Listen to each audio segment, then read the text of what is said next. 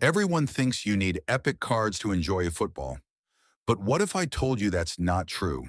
What if the real difference isn't how much money you spend, but how well you understand the game? Today, I'm going to show you a formation that every free-to-play player should try. Welcome to Waleed Gaming, where skill matters more than money. What's going on, everyone? My name is Waleed, and welcome to the very first episode of our free-to-play journey in football. On this account, I won't be spending any money. We're going to build our dream team from scratch, improve step by step, and prove that you don't need a wallet full of coins to enjoy this game. If you're a free-to-play player like me, hit that subscribe button and let's grow together. Right now, my internet connection isn't stable enough to play online matches, but instead of waiting around, we're going to focus on something every great eFootball player needs: understanding tactics and mastering formations. Today, we're breaking down the 4-3-1-2 formation, covering the player's setup, individual instructions, team tactics, and why it could be one of the best formations for free-to-play players. Remember, having epic cards doesn't automatically make you a better player.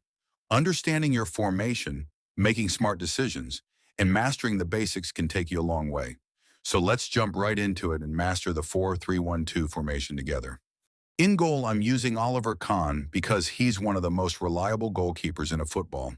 At right back, I'm using Cafu. However, for most players, I actually recommend using a defensive fullback. Since this formation relies on balance, having one fullback stay back helps prevent counterattacks.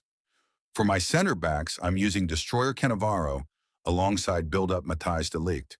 I really like this partnership because they complement each other perfectly.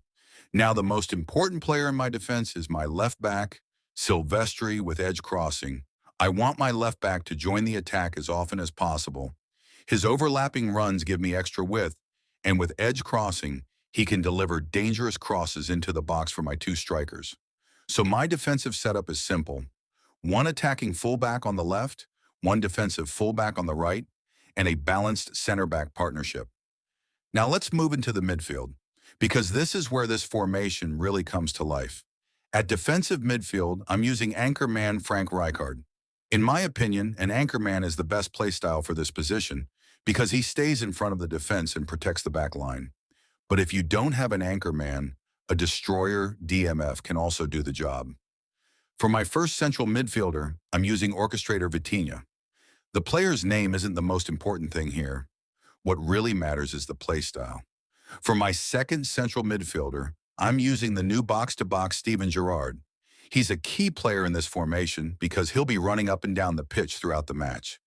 Whenever my attacking left back pushes forward, Gerrard covers that space to keep the team balanced. Now for the attacking midfielder, I'm using the 105 Messi. I know he's a prolific winger, but I'm using him because I understand how he moves and know how to get the best out of him. For most players, though, I'd recommend using a hole player. Unless you're as comfortable with Messi as I am, go with a hole player instead.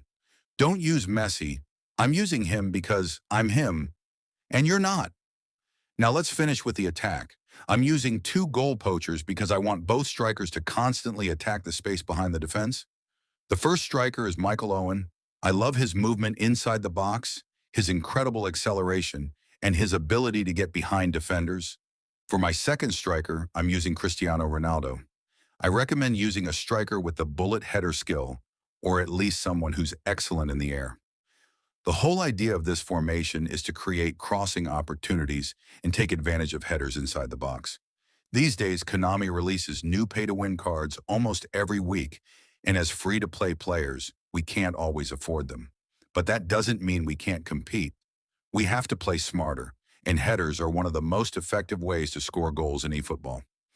Now let's talk about the manager and the individual instructions. For the manager, we're using long ball counter. In my opinion, it's one of the best, if not the best, playstyles in eFootball. For the individual instructions, the first one goes to Silvestre with the attacking instruction so he can overlap and provide dangerous crosses. The second instruction goes to Cristiano Ronaldo with anchoring. I want him to stay in the box and always be ready to finish crosses. As for the third instruction, it's not that important. You can leave it empty or use tight marking or man marking depending on your opponent. If you enjoyed this video and found it helpful, Don't forget to leave a like, subscribe to the channel, and turn on notifications so you never miss another Formation Lab episode.